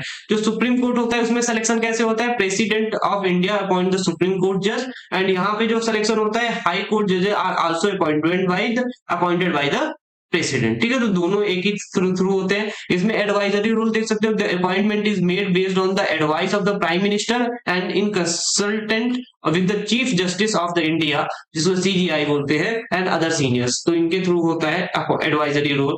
एंड यहाँ पे एडवाइजरी रूल कैसे होता है, the appointment is based on the recommendation of the chief justice of the high court and the consultant with the CJI, मतलब सेम ही सेम है।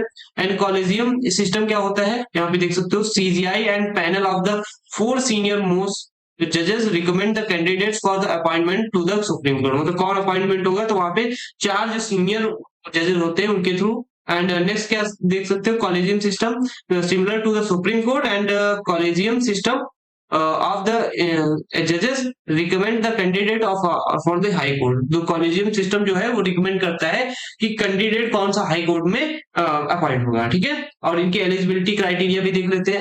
Person must be citizen of the India, अगर आप high court या supreme court में जज बनना चाहते हैं तो आप सिटीजन होने चाहिए। साथ में for the supreme court the person should have been a जज ऑफ अ हाई कोर्ट, पहले अगर आप सुप्रीम कोर्ट में बनना चाहते हैं जज, तो आपको हाई कोर्ट का जज होना चाहिए, और for the at least 5 years and और an advice with the minimum of 10 years of experience, ठीक है।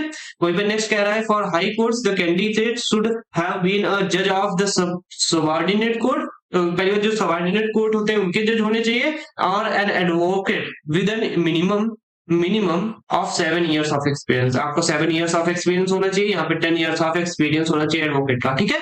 तो ये चीजें यहाँ पे मेन होती हैं। एंड नेक्स्ट होता है टेन्योर।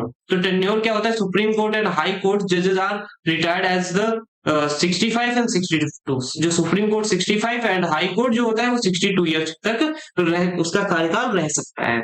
एंड नेक्स्ट पॉइंट देख सकते हो, इम्पीचमेंट प्रोसेस। मैंने बताया था इम्पीचमेंट प्रोसेस क्या होता है, जजेस only removed through the impeachment, मतलब जो कोई गलत काम करे which require the 2/3 majority in the both house of parliament, मतलब चाहे लोकसभा हो चाहे राज्यसभा, दोनों जगह तुमको क्या लेना पड़ेगा, मंजूरी लेनी पड़ेगी। And this is the lengthy process ensure the judicial independence, इसीलिए क्या होता है, इंश्योरिटी मिलती है कि जुडिशियल हमारी इंडिपेंडेंस है, क्योंकि यहाँ पे बहुत सारा काम होता है अगर आपको कोई जज को हटाना है, ठीक है।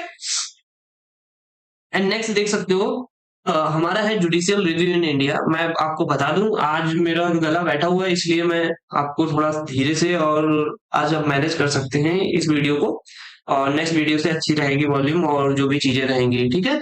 तो यहाँ पे देख सकते हो कि यहाँ पे बता रहे फाउंड इन आर्टिकल 13, 32 एंड 26, जो जुडिशियल रिव्यू इन इंडिया है उसमें 13, 32 और 226 में क्या हुआ, ये जो आर्टिकल है इसमें क्या बताता है कि allowing the court to declare law void if constitutional, मतलब जैसे सपोज एक एग्जीक्यूटिव ने क्या किया, एक लॉ बनाया with the help of the legislative, दोनों ने लॉ बनाया और जो कि वो क्या होता है कॉन्स्टिट्यूशनल के हिसाब से नहीं है, अनकॉन्स्टिट्यूशनल है। तो ये कौन रिव्यू कर रहा है, ये रिव्यू कर रहा है हमारा जज। जज कौन है, जज हमारा जुडिशरी है।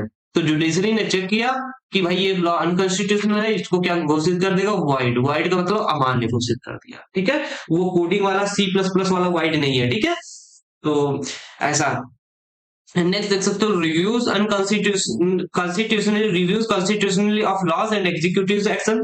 तो ये क्या करता है, जो लॉज होते हैं उनको देखता है कि कॉन्स्टिट्यूशनली है कि नहीं है, जो एक्शन एग्जीक्यूटिव कर रहा है तो उनके एक्शन वैलिड है या नहीं है। अगर कोई इंपीचमेंट है तो वहां पे उनको क्या होगा, उनपे केस चलेगा।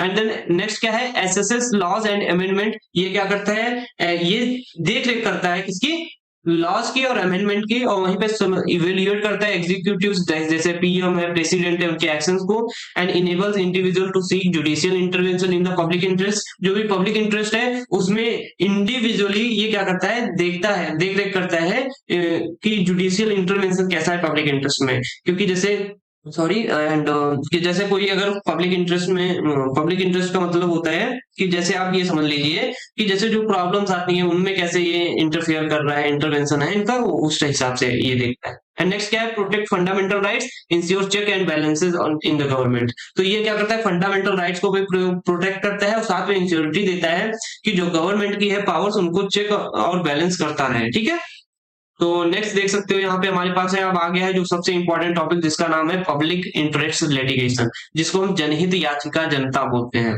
तो यहाँ पे देख सकते हो क्या कह रहा है, जो पब्लिक इंटरेस्ट लिटिगेशन होता है, मैंने बताया था यहाँ पे क्या होता है कि जैसे किसी के ऊपर वायलेंस हो रहा है, जिसके पब्लिक क्या हो रहा है, फ्रीडम ऑफ राइट्स के हक छीने जा रहे हैं, तो आप क्या कर सकते हो, उसके खिलाफ केस कर सकते हो। जरूरी नहीं जिसपे ये अत्याचार हो रहा है उसी वही करे जाके, नहीं, आप भी कर सकते हैं। जैसे किसी ने देखा कि ताजमहल है, उसी के पड़ोस में क्या हुआ, एक कंपनी बन गई, और कंपनी डेली बहुत सारा धुआं निकाल रही है, उसके थ्रू ये क्या हो गया, यहाँ पे ये गंदा हो रहा है ताजमहल, इस पे पॉल्यूशन हो रहा है। तो आप क्या कर सकते हैं, इस कंपनी के खिलाफ आप केस कर सकते हैं। तो वो किसके थ्रू होगा, पब्लिक इंटरेस्ट लिटिगेशन के थ्रू। जबकि कोई भी ऐसा लॉ और रूल बनाया नहीं गया है, बट ये पब्लिक इंटरेस्ट के हिसाब से ये लॉ या अमेंडमेंट की जाती है, ये लॉ बनाए जाते हैं।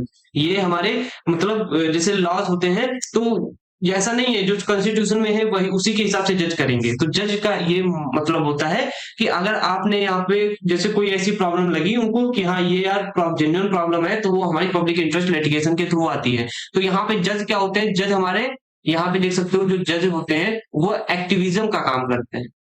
मतलब यहाँ पे एक्टिविज्म का मतलब क्या है, वो ये नहीं देखते कि ये क्या कॉन्स्टिट्यूशनली है कि नहीं है लॉ हमारे अंदर, नहीं, वो देखते हैं कि क्या इससे प्रॉब्लम हो रही है कि नहीं हो रही लोगों को, अगर हो रही है देन उस हिसाब से ये डिसीजन लेंगे। तो अगर यहाँ पे इससे पॉल्यूशन से इस कंपनी के पॉल्यूशन से अगर ताजमहल को अफेक्ट हो रहा है, देन जज यहाँ पे एक्टिविज्म का रोल निभाएंगे और इसको क्या करेंगे, इस कंपनी को बंद कर देंगे। ठीक है, तो आगे पढ़ते हैं फिर समझ में आ जाएगा। PIL is a legal action taken to the protect the public welfare. Public welfare का मतलब पब्लिक की जो प्रॉपर्टीज होती है, जैसे एजुकेशन, एजुकेशन मतलब एजुकेशन हो गया, वहीं पे हेल्थ इश्यूज हो गए, वहीं पे पॉल्यूशन की प्रॉब्लम को रिड्यूस करना, इन्वायरमेंटल मतलब ग्रोथ करना, वो सभी चीजें जैसे like pollution, terrorism, road safety और मोर्स, ये सभी जो मैटर्स हैं उनको प्रोटेक्ट करना। And any issues affecting the general public can be address through the PIL. कोई भी अफेक्टिंग जो भी इश्यूज है जनरल पब्लिक के, उनको हम एड्रेस कर सकते हैं पीआईएल के थ्रू। जैसे मैंने कहा कि आपके पड़ोस में कोई मारपीट डेली कर रहा है, परेशान कर रहा है, तो आप क्या कर सकते हैं, उसके खिलाफ आप केस कर सकते हैं। ठीक है, जबकि जिसपे हो रही मारपीट वो नहीं करना चाहता है, तब भी आप कर सकते हैं। ठीक है, it is not specially defined in a law but it has evolve through the court decision giving people's power to seek justice on the behalf of the society. So ये स्पेशली डिफाइन करता है, एक define नहीं है कोई एक law में, देखो यहाँ पे बता रहे हैं it is not specially defined in any law but has evolve through the court decisions. ये क्या हुआ, धीरे धीरे इवॉल्व हुआ कोर्ट के डिसीजन से, मतलब जैसे लगातार केस आते गए, धीरे धीरे ये ग्रोथ होता गया। And giving public power to speak justice on the behalf of the society, ये on the behalf of the society justice देता है, कोई ऐसा लॉ नहीं होता है। ठीक है, and would use PIL to ensure the public interest and not personal gain in the prioritize. तो यहाँ पे court PIL to ensure the public interest, इसका कहने का यह मतलब है कि जो हमारे पब्लिक का इंटरेस्ट है वो पीआईएल के थ्रू क्या कर सकता है, इंश्योरिटी देता है, और कोई पर्सनल गेन नहीं करता है कि इसमें प्रायोरिटाइज। जैसे यहाँ पे जैसे कोई दो बंदे आए तो उनको क्या प्रायोरिटाइज कर दिया, ये अमीर है तो इसको हम ज्यादा प्रायोरिटाइज देंगे, इसको हम डिसएडवांटेज देंगे, तो ऐसा नहीं है। तो ये कोर्ट का कहने का मतलब है। एंड वहीं पे हमारे जो कॉमन इश्यूज एड्रेस में पीआईएल में इंक्लूड किए गए, जैसे बॉन्डेड लेबर, जैसे बंधुआ जो मजदूरी होती है ना, उसमें एक फिक्स, उन्होंने कहा फिक्स अमाउंट ऑफ क्या होना चाहिए, सैलरी देनी चाहिए, जिससे क्या उनका खर्च चल पाए, और उनसे काम करवा रहे हैं, खर्च नहीं कर पा रहे हैं, उनके लिए आप क्या कर सकते हैं, केस कर सकते हैं। निगलेक्टेड चिल्ड्रन, जैसे जो अनाथ बच्चे होते हैं जिनको खाने के लिए नहीं, रहने के लिए नहीं है, उनको क्या होना चाहिए, फ्री एंड फेयर क्या होनी चाहिए, शिक्षा होनी चाहिए, साथ में उनको इमोशनल क्या होना चाहिए, इमोशनल कह सकते हो टच मिलना चाहिए, और जिससे क्या हो वो बच्चे अच्छे से हर एक चीज कर पाए, और साथ में एक्सप्लॉइटेशन ऑफ द वर्क्स, जो भी हमारे वर्कर्स को लेकर जा रहे हैं उनको एक्सप्लॉइट कर रहे हैं, and violence against women and environmental pollution. तो ये सभी हमारे कॉमन इश्यूज हैं पीआईएल के, जो कि आपको ध्यान देने चाहिए। एंड नेक्स्ट क्या है, देख सकते हो example of the famous PIL cases. तो हमारे पास कुछ फेमस पीआईएल केसेस जो हैं वो मैं यहाँ पे आपको बता देता हूँ। जैसा कि मैंने बताया था MC Mehta versus union of the India, ये ताजमहल केस था जिसमें filed by the environmental lawyer MC Mehta to protect the Taj Mahal from the pollution, and Visakhा versus state of Rajasthan. ये मैं आपको स्टोरी सुनाना चाहूंगा विशाखा की। तो एक विशाखा नाम की एक लेडी थी जिन्होंने क्या किया, उसके खिलाफ जो आपकी जो होती है चाइल्डहुड मैरिज होती है, तो उनके खिलाफ उन्होंने क्या किया, उनको रोकने की कोशिश की। तो उनको जब रोकने की कोशिश की तो वहां पे जो गांव वासी थे बहुत सारे लोग, वो क्या हो गए, वो मतलब उसके खिलाफ भड़क गए। तो उनको क्या किया, इस विशाखा नाम की जो लड़की थी उसका क्या किया, उसका गैंग रैप कर दिया था। तो वहां पे फिर क्या हुआ कि फिर जो हमारा कोर्ट था, तो फिर उसी के कोर्ट ने इस कोर्ट केस को देखते हुए क्या हुआ, सबसे पहले उन्होंने क्या किया, गाइडलाइंस जारी की हमारी मतलब जो हमारी वुमेन्स के लिए, ठीक है, सेक्सुअल हैरेसमेंट के लिए। तो यहाँ पे देख सकते हो अब PIL that led the creation of the Visakhा guidelines to prevent the sexual harassment at the workplace। अगर कहीं पे वो वर्किंग है तो वहां पे उसकी गाइडलाइंस जारी की। So Bandhua Mukti Morcha versus union of India, the PIL and to bonded labours and protect the right for the poor labour. जो पुअर लेबर्स हैं, बॉन्डेड लेबर्स हैं, उनके खिलाफ उनको प्रोटेक्ट करने के लिए यहाँ पे बंधुआ मुक्ति मोर्चा चलाया गया था, ठीक है। तो ये हो गया सिग्निफिकेंस ऑफ पीआईएल। सिग्निफिकेंस का मतलब होता है कि क्या है महत्व इसका पीआईएल का। तो सबसे पहली बात है access the justice for the disadvantage. अगर कोई डिसएडवांटेज हो रहा है किसी पीपल्स का तो वहां पे जस्टिस मिलना चाहिए। एंड साथ में जुडिशियल एक्टिविज्म, जुडिशियल का एक्टिविज्म होना चाहिए जो address the social and environmental issues. जो भी हमारे सोशल और एनवायरमेंटल इश्यूज है उनको एड्रेस करना, जो कि जुडिशियल एक्टिविज्म का रोल निभाता है। जज जुडिशियल एक्टिविज्म का रोल निभाते हैं, ठीक है। एंड नेक्स्ट क्या कह सकते हो, promoting social change through the landmark rulings. तो यहाँ पे ये सोशल चेंज को यहाँ पे प्रमोट करते हैं। साथ में क्या कर सकते हो, holding the government accountable for the inaction and negligence. And next क्या है, raising the public awareness on the important issues. जो भी हमारे पब्लिक अवेयरनेस जो भी इंपॉर्टेंट इश्यूज पे है उसको भी रेज करता है, ठीक है। तो जैसे अभी आपको हो सकता है कोई प्रताड़ित कर रहा हो, परेशान कर रहा हो, तो आप कैसे फाइल करेंगे, तो कौन कौन फाइल कर सकता है वो भी दिखा देते हैं, यहाँ पे बता देते हैं। Who can file the PIL against हुम, किसके खिलाफ। तो any citizen can file the PIL bye filing the supreme court article 32 के खिलाफ आप सुप्रीम कोर्ट में कर सकते हैं, और 226 आर्टिकल के थ्रू आप हाई कोर्ट में कर सकते हैं। And case must be public interest and help those unable to approach the court, ठीक है। तो जो अनेबल है अप्रोच करने के लिए कोर्ट, जैसे कोई एक वुमेन है जिसको बहुत ज्यादा तारीफ की जाती है किसी एक पर्सन के थ्रू, तो वो नहीं जा पा रही है, तो आप उसकी जगह पे जाकर के आप केस कर सकते हैं, ठीक है। And PIL can be filed against the government, municipal authorities, but not against the private individuals। तो अब ऐसा नहीं है कि आपका क्या हुआ, दो लोगों का झगड़ा हुआ, आप उसके खिलाफ PIL फाइल कर रहे हैं, नहीं, आप ऐसा नहीं, मतलब इंडिविजुअल प्राइवेट जो मैटर्स होते हैं उनके खिलाफ आप नहीं कर सकते हैं, ठीक है। तो वहीं पे देख सकते हो नेक्स्ट क्या है, क्या प्रोसीजर होता है इसका। तो सबसे पहले आपको इश्यूज को आइडेंटिफाई करना है, कोई ऐसा जेन्युइन इश्यूज होना चाहिए तभी आप PIL फाइल करें। Ensure that the issue affect the public interest, public की जो प्रॉपर्टी है उसको इफेक्ट कर रहे हो, not just public personal matter, not just personal matter, अपना मैटर पर्सनल ना हो करके।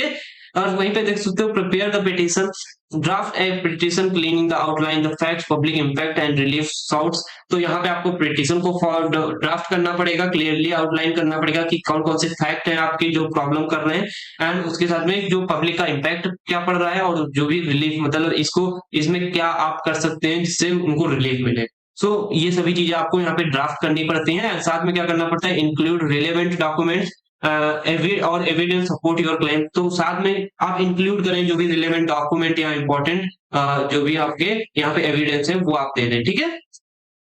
एंड नेक्स्ट कह रहा है कि यहाँ पे देख सकते हो चूज द कोर्ट। तो आपको चूज करना पड़ेगा कोर्ट। अगर आपका कॉन्स्टिट्यूशनल राइट्स वायलेट हो रहे हैं तो आपको आर्टिकल 32 के हिसाब से सुप्रीम कोर्ट जाना चाहिए, फाइल करना चाहिए। अगर कोई ब्रॉडर पब्लिक इश्यूज है तो आपको आर्टिकल 226 के हिसाब से आपको हाई कोर्ट में जाना चाहिए, ठीक है। वहीं पे filling the filing the petition कैसे फाइल करेंगे, तो submit the petition in the approaching the court filing section. Court filing section में आप जाकर के वहां पे कर सकते हैं, चाहे जिसमें आप करना चाहे सुप्रीम कोर्ट या फिर यहाँ हाई कोर्ट, एंड पे द नेसेसरी कोर्ट फीस। जो भी कोर्ट की फीस है उसको आपको पे करना पड़ेगा। And court reviews the court examine the whether the petition genuinely serves public interest and may issues a notice to the government और अथॉरिटीज इन्वॉल्व। तो यहाँ पे कोर्ट क्या करेगा, रिव्यू करेगा जो भी आपकी पिटीशन है, जो भी आपके फैक्ट्स थे, जो एविडेंस थे, उनको सबको करेगा। वो अगर जनरल पब्लिक इंटरेस्ट इश्यूज लगा तो आपको जरूर हेल्प करेगा। एंड नेक्स्ट क्या होगा, उसके बाद हियरिंग होगी। And attend the court hearing where the both parties present arguments. तो दोनों पार्टीज क्या होंगी, पार्टीज क्या होंगी, दोनों अटेंड करेंगे, दोनों की बातें सुनी जाएंगी। एंड उसके बाद क्या होगा, कोर्ट में एक्सेप्ट द पीआईएल और reject if it finds the petition lakhs the merits. अगर कोई भी प्रॉब्लम वहां पे आई, अगर वो पीआईएल अच्छी में कोई भी कमी लगी तो वो क्या करेगा, उसको क्या करेगा, रिजेक्ट कर देगा। और अगर पीआईएल जेन्युइन है तो उसको क्या करेगा, एक्सेप्ट कर लेगा। ठीक है, तो ये हमारा पूरा पीआईएल का जो मेथड था वो मैंने बता दिया कि कैसे आप कर सकते हैं, क्या प्रोसेस होता है, वो सभी चीजें। अब हम देखेंगे यहाँ पे जुडिशियल एक्टिविज्म। तो मैंने बताया जो पीआईएल है, तो पीआईएल कोई ऐसा लॉ नहीं था कि जो कि कॉन्स्टिट्यूशन में, लेकिन अगर ये पब्लिक इंटरेस्ट पब्लिक वेलफेयर के हिसाब से ये पीपल्स पे क्या इफेक्ट पड़ रहा है या पब्लिक पब्लिक प्रॉपर्टी पे इफेक्ट पड़ रहा है, उसमें क्या करता है, जो जजेस होते हैं वो एक्टिवली पार्टिसिपेट करते हैं। जो एक्टिवली पार्टिसिपेट करते हैं तो उसी को हम जज जुडिशियल एक्टिविज्म बोलते हैं। तो देख सकते हो, judicial activism is the judiciary active role in the protecting the citizen rights and constitutional systems. तो यहाँ पे मैंने बताया कि जुडिशियल एक्टिविज्म कुछ नहीं है, जो हमारी ये जो मतलब जो सिटीजन के राइट है, कॉन्स्टिट्यूशनल सिस्टम है कोई पर्सन का या इंडिया का, तो उसमें अगर कोई मतलब नुकसान हो रहा है तो वहां पे एक्टिव रोल निभाने के लिए जो जजेस का होता है उसी को हम जुडिशियल एक्टिविज्म बोलते हैं। एंड नेक्स्ट क्या बोलता है, PIL has enabled judicial activism in India. जो पीआईएल है वो इनेबल करती है जुडिशियल एक्टिविज्म इन इंडिया। और साथ में it has improve the access to justice and help disadvantage groups. तो यहाँ पे इम्प्रूव करता है access to the justice and help disadvantage groups. जो भी डिसएडवांटेज ग्रुप्स है उनको हेल्प करता है। एंड साथ में supreme courts role in the judicial activism is the widely appreciated. अगर कोई भी जो सुप्रीम कोर्ट का रोल है जो जुडिशियल एक्टिविज्म में बहुत ज्यादा अप्रिशिएटेड है, क्योंकि यहाँ पे पब्लिक वेलफेयर और पब्लिक इंटरेस्ट की बात करते हैं। कहीं ना कहीं आप ये सभी चीजें बनाई क्यों जाती हैं, ये हमारे सबके लिए बनाई जा रही है, रूल्स लॉज। तो ये अगर हमारे सुप्रीम कोर्ट बढ़ चढ़ करके हमारे साथ नहीं देंगे तो कैसे काम चलेगा ना। तो इसीलिए वो जुडिशियल एक्टिविज्म होना चाहिए। तो अच्छा, ये मेथड ऑफ जुडिशियल एक्टिविज्म क्या है, देख सकते हो आप कौन कौन से हिसाब से आप जुडिशियल एक्टिविज्म कर सकते हैं। एक तो जुडिशियल रिव्यू के थ्रू, मतलब एग्जीक्यूटिव और लॉज को देख सकते हो, पीआईएल फाइल करके देख सकते हो, कॉन्स्टिट्यूशनल इंटरप्रिटेशन करके देख सकते हो। एंड साथ में use of international statues and supervisory power of high courts. तो ये सभी चीजें आप यहाँ पे देख लेंगे, मैंने लिख दी है। साथ में सिग्निफिकेंस क्या होता है, प्रोटेक्शन ऑफ राइट। सिग्निफिकेंस मतलब इसकी महत्व क्या है, एक तो प्रोटेक्शन ऑफ राइट्स, अकाउंटेबिलिटी आपको मिल जाती है, access to the justice and social change and constitutional balance. And ये सभी चीजें यहाँ पे इंपॉर्टेंट हो जाती हैं, protection of the right, accountability, access to the justice, social changes and constitutional balances. तो ये सभी चीजें जो है ये इंपॉर्टेंट हो जाती हैं, ये बहुत ज्यादा अच्छे से अगर आप जुडिशियल एक्टिविज्म रोल प्ले करेगा तो ये सभी चीजें आपकी अच्छे से रह पाएंगी, क्योंकि आप पब्लिक पीआईएल के थ्रू आप यहाँ पे इस केस फाइल कर सकते हैं। जुडिशियल रिव्यू करेगा तो उससे क्या होगा कि आपके राइट्स बचेंगे, क्योंकि एग्जीक्यूटिव के पास इतनी पावर नहीं होगी, जो बनाएगा वो करेगा ना। और ये सभी चीजें आपकी यहाँ पे इंपॉर्टेंट है। आपको जुडिशियल एक्टिविज्म हो सकता है 2 मार्क्स में पूछ दे, तो आपको ये पढ़ के जाना है। तो यहाँ पे आई होप आपको मैं सभी चीजें क्लियर कर दिया होगा। और सबसे बड़ी बात जो इंपॉर्टेंट है वो आपको क्या करना है, ये जो पीडीएफ है वो डाउनलोड कर लेनी है, जो कि मैंने बहुत ही कंसाइज और क्लियर वे में बनाई है। और अगर आपको इसमें कोई डाउट लगता है या कहीं पे कोई पॉइंट मिस हो गया है तो आप क्या कर सकते हैं, उसको आप बता एड्रेस करेंगे तो मैं जरूर उसको चेंज कर लूंगा। ठीक है, तो यहाँ पे जो हमारा नेक्स्ट पॉइंट है, नेक्स्ट टॉपिक है लोकपाल, हम उसको अब पढ़ने वाले हैं। ओके, अब यहाँ पे देख सकते हो मैं लोकपाल को डिस्कस करूंगा, जो कि हमारे यहाँ पे देख सकते हो यूनिट हमारी खत्म ही होने वाली है। लोकपाल बचा है और उसके बाद में हाई कोर्ट और सबऑर्डिनेट कोर्ट ही बचे हैं। तो उसको ज्यादा नहीं देखते हुए जल्दी से देखते हैं इसको कि लोकपाल क्या होता है। तो लोकपाल क्या है कि टाइप की एंटी करप्शन अथॉरिटी होती है जो कि बिठाई जाती है इंडिया में। वो क्यों बिठाई जाती है, इन्वेस्टिगेट कर पाए और address complaint of the corruption against the public officials. जैसे इसका कहने का मतलब ये है कि जैसे अब यहाँ पे पीएम हो गए, यहाँ पे सीएम हो गए, मतलब जिनके पास बहुत ज्यादा पावर है, चीफ मिनिस्टर हो गए, सॉरी प्रेसिडेंट हो गए, ऐसे हमारे पास बहुत सारे काउंसिल ऑफ मिनिस्टर्स आते हैं, तो इनके पास बहुत ज्यादा पावर होती है। और हमारे गवर्नमेंट जॉब वाले भी हो गए, तो उनको क्या होता है, बड़ी बड़ी कह सकते हो पोजीशन पे होते हैं, तो उनके पास क्या होती है, बहुत सारी पावर होती है, तो उनका जो मन आएगा वो करेंगे। तो ऐसा सरकार ने नहीं चाहा, तो इसीलिए उन्होंने क्या कहा कि एक कॉन्स्टिट्यूशन में पहले ही ऐड कर दिया कि हम एक लोकपाल रखेंगे। लोकपाल रखेंगे, एक लोकपाल नहीं होगा, लोकपाल एक कम्युनिटी होगी जिसके अंदर बहुत सारे लोग हो सकते हैं, और वो कितने होंगे वो आगे देखेंगे, ठीक है। तो यहाँ पे लोकपाल होगा, और ये लोकपाल क्या रखेगा, इस पे नजर रखेगा, और ये हमारी करप्शन अथॉरिटी होगी। ये कैसी होगी, करप्शन, एंटी करप्शन होगी। कैसी, एंटी करप्शन, जो कि करप्शन के खिलाफ लड़ेगी। अगर पीएम कोई करप्ट निकला, करप्ट का मतलब भ्रष्टाचार, मतलब कुछ गलत कर रहा है या रुपया पैसा खा रहा है, जनता का है लेकिन वो खा रहा है ना, तो ऐसी चीजों पे वो क्या करेगा, वहां पे देख रेख करेगा। अगर कोई करता है तो उसके खिलाफ लीगल एक्शन लेगा। तो यहाँ पे पब्लिक ऑफिशियल्स का मतलब क्या है, जैसे prime minister, minister, member of parliament, और except in the matter of the foreign affairs, defence and national security, इन सभी चीजों को छोड़ के आपके फॉरेन अफेयर्स जो है, डिफेंस के और नेशनल, मतलब जो गवर्नमेंट जॉब्स के हैं उनको छोड़ करके ये सभी पे काम करता है। जो भी हमारे पब्लिक ऑफिसर्स होते हैं, मंत्री हैं, मंत्री परिषद में जो भी हमारे पार्लियामेंट में होते हैं, वो जो कि मैंने यहाँ पे बताया था कि गवर्नमेंट जॉब के वो नहीं ये हैंडल करता है, ठीक है। तो इसके फीचर्स क्या क्या है वो भी देख लो। यहाँ पे कह रहा है कि features of the Lokpal establishment कब हुआ।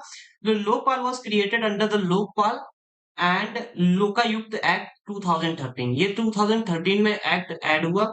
एंड ज्यूरिसडिक्शन क्या क्या कहा जाता है, मतलब न्यायपाल, न्याय कैसे मिलेगा, it can investigate allegation of the corruption against the public officers. अगर किसी ने एलिगेशन लगाए हैं तो उसके खिलाफ करप्शन की क्या होगी, इन्वेस्टिगेशन होगी। और वो चाहे सेंट्रल गवर्नमेंट का एम्प्लॉय हो या फिर ऑफिशियल हो, कोई भी ऑफिशियल हो सकता है, ठीक है। तो यहीं पे कंपोजिशन की बात करें, Lokayukta consist of chair person and up to 8 members होते हैं। और वहीं पे half of the women must be from the judicial background, मतलब कोई एडवोकेट या बैरिस्टर होना ही चाहिए। साथ में at the 50% list ST, SC, OBC और माइनॉरिटी होनी चाहिए, जो कि या फिर और वुमेन भी हो, वीमेन भी हो सकती हैं, ठीक है।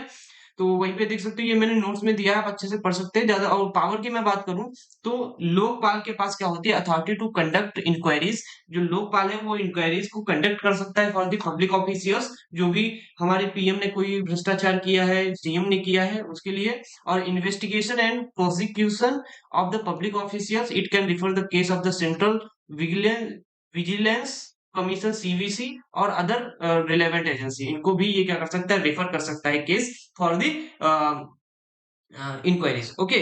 वहीं पे लोकायुक्त क्या होता है वो भी हम यहाँ पे देख लेते हैं। States are required to establish Lokayukta to handle the corruption cases at the state level.